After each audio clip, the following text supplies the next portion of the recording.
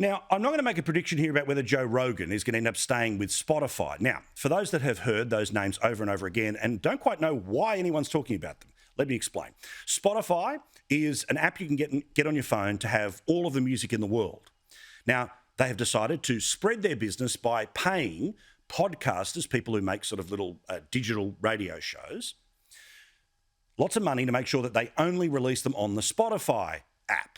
It's a way of trying to make sure that people who are really popular, like Joe Rogan, and Joe Rogan is a stand-up comedian and a bloke who wonders out loud. This means sometimes he gets himself into trouble, but often he has pretty loose conversations. They're definitely R-rated.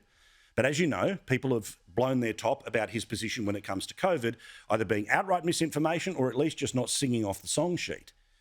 He's been somebody who, in his own treatment of COVID, did not follow the apparent rules that have been set out for us by great people, and by great I mean not, like Anthony Fauci, the bloke in charge of things in the COVID response in the United States.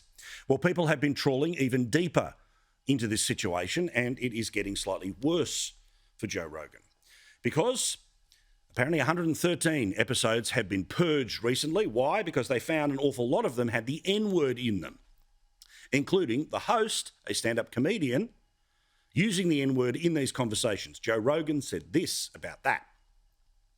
There's no context where a white person is ever allowed to say that word, never mind publicly on a podcast. And I agree with that now.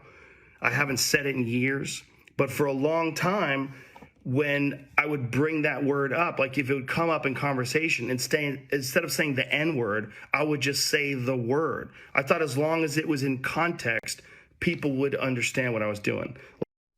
So this bloke has got millions of people who listen to every episode of his show. That's why Spotify pay him $10 million a year for 10 years, a $100 million deal. But presumably, lots of artists have pulled their music. So if you have less music to listen to, and podcasts that some people find offensive, then at some point the business will make a decision here.